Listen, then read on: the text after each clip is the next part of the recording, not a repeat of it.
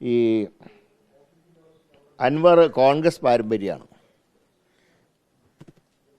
ഇത് മുൻകാലങ്ങളിലും കോൺഗ്രസ് വിട്ടുപോയവരൊക്കെ CPM പ്രോത്സാഹിപ്പിച്ചിട്ടുണ്ടല്ലോ. 1971 ലോക്സഭാ തിരഞ്ഞെടുപ്പിൽ സ്വന്തം മുന്നണിയിലുണ്ടായിരുന്ന വീരേന്ദ്രകുമാറിനെ മാറ്റി നിർത്തി. അന്ന് കോൺഗ്രസ്സുകാരനായിരുന്ന പാലാട്ട് കുഞ്ഞിക്കോയനെ 71 സുലൈമാൻ സേട്ടിനെതിരായിട്ട് കോഴിക്കോട് മത്സരിപ്പിച്ചത് EMSൻ്റെ കാലത്തല്ലേ. ഉദാഹരണങ്ങൾ എത്ര വേണമെങ്കിലും ഞങ്ങൾക്ക് പറയാം. ഈ TK ഹംസാരായിരുന്നു. TK ഹംസയെക്കുറിച്ച് അച്യുതാനന്ദൻ പറഞ്ഞിട്ടുണ്ട്.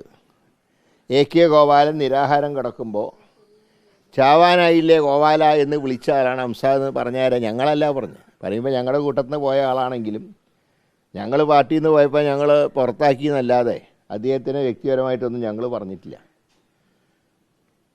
V. അബ്ദുറഹ്മാൻ മന്ത്രിസഭയിൽ ഇപ്പോഴത്തെ മന്ത്രി, അദ്ദേഹം കോൺഗ്രസ്സുകാരനായിരുന്നില്ലേ UDF സർക്കാരിൻ്റെ കാലത്ത്? ഞങ്ങളുടെ മുനിസിപ്പൽ വൈസ് ചെയർമാനായിരുന്നില്ലേ തിരൂർ?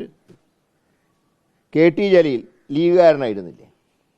അപ്പം നിങ്ങൾ മലപ്പുറം ജില്ലയിൽ ജയിക്കാൻ വേണ്ടി ഓരോ ആളുകളെ ഓരോ വേഷം കെട്ടിച്ചു കൊണ്ടുവന്ന് അവർ ശത്രുക്കളാവുമ്പോൾ കോൺഗ്രസ് സംസ്കാരത്തിൻ്റെ മെക്കട്ടയ്ക്ക് കയറിയിട്ട് കാര്യമില്ല. അതായത് ഒരുപാട് വർഷങ്ങളായിട്ട് അൻവർ കോൺഗ്രസ്സിലില്ല, ഇടതുപക്ഷത്തിൻ്റെ കൂടെയാണ്, CPMൻ്റെ കൂടെയാണ്. എന്തിനധികം പറഞ്ഞ് 2011 നിയമസഭാ തെരഞ്ഞെടുപ്പിൽ അൻവർ വെറും സ്വതന്ത്രനായിട്ട് ഏറനാട് മത്സരിച്ചപ്പോൾ LDFൻ്റെ ഔദ്യോഗിക സ്ഥാനാർത്ഥിയായിരുന്ന CPIക്കാണോ CPM വോട്ട് ചെയ്തത്? വോട്ട് ചെയ്തെങ്കിൽ എങ്ങനെ അന്ന് അൻവർ 2ാം സ്ഥാനത്ത് വന്നു? CPIയുടെ സ്ഥാനാർത്ഥിക്ക്, ഔദ്യോഗിക സ്ഥാനാർത്ഥിക്ക് എങ്ങനെ കെട്ടിവെച്ച കാണും കാശ് നഷ്ടപ്പെട്ടു? അപ്പോൾ അൻവറിനെ 2011 മുതൽ പ്രോത്സാഹിപ്പിക്കുന്ന, അന്നും അബ്ദുറഹ്മാൻ കോൺഗ്രസ്സിലാണ് ഈ 2011.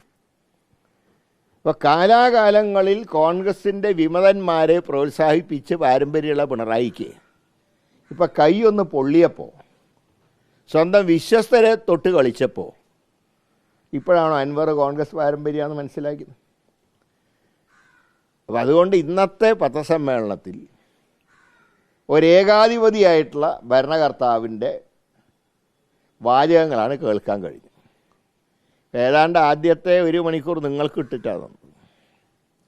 ഞാൻ പറയുന്നത് കരുണ ഏറ്റവും അധികം മുഖ്യമന്ത്രിമാരായിരുന്നപ്പോൾ മാധ്യമ വിമർശനത്തിന് വിധേയരായത് ഒന്ന് കരുണാകരനും 2 ഉമ്മൻചാണ്ടിയാണ്. ചാരക്കേസിൽ അന്ന് എന്തെല്ലാം പറഞ്ഞു കരുണാകരനെതിരായിട്ട്? സോളാർ കേസിൽ ഉമ്മൻചാണ്ടിക്കെതിരായിട്ട് എന്തൊക്കെ പറഞ്ഞു? നിങ്ങൾക്കെതിരെ ആ 2 നേതാക്കന്മാരെ ലക്ഷ്യം പറഞ്ഞിട്ടുണ്ടോ? ഇന്നെന്തൊക്കെയാണ് പറഞ്ഞത്? പത്രക്കാർ കലാപമുണ്ടാക്കുന്നവരാണ്, കേരളത്തിൻ്റെ അന്തസ്സ് ഇടിച്ചു താഴ്ത്തിയവരാണ്. ഏതാണ്ട് 1 മണിക്കൂർ മുഴുവൻ പത്രങ്ങളെ അധിക്ഷേപിക്കലായിരുന്നു. പിന്നെ കണക്കുണ്ടാക്കിയത് അതൊക്കെ ഈ രംഗത്തുള്ള പ്രൊഫഷണലുകളാണ് കണക്കുണ്ടാക്കുന്നത്. അപ്പോൾ ഞാൻ ചോദിക്കരുത്, വായിച്ചു നോക്കേണ്ട ഉത്തരവാദിത്തം ഗവൺമെൻറ്റില്ലേ? കേന്ദ്രത്തിലേക്ക് അയക്കുന്നത് സംസ്ഥാന സർക്കാരിൻ്റെ റിപ്പോർട്ടാണ്. തയ്യാറാക്കുന്ന പ്രൊഫഷണലായിരിക്കും, ശരിയാണ്. പക്ഷേ ആ റിപ്പോർട്ട് ക്യാബിനറ്റിൽ ചർച്ച ചെയ്തത് അംഗീകരിച്ചിട്ടാണ് ഡൽഹിക്ക് അയക്കുന്നത്. അല്ലാണ്ട് ആരെങ്കിലും റിപ്പോർട്ട് കൊണ്ട് കൊടുത്താൽ ശവസംസ്കാരത്തിന് 75,000 രൂപ എന്ന് എഴുതി കൊടുത്താൽ അതിൻ്റെ അടിയിൽ ഒപ്പിട്ട് കൊടുക്കലല്ല. അത് ചൂണ്ടിക്കാണിക്കുമ്പോൾ മറ്റുള്ളവരെ മെക്കെട്ട് ചാടിയിട്ട് കാര്യമില്ല. ഏതായാലും മുഖ്യമന്ത്രി നേരെ ആവില്ല എന്ന് തെളിയിച്ചു കഴിഞ്ഞു. ഇനി അദ്ദേഹം അധികാരത്തിലിരിക്കുന്ന ഓരോ നിമിഷവും CPMൻ്റെ സർവനാശത്തിലേക്കാണ് കാര്യങ്ങൾ പോവുക.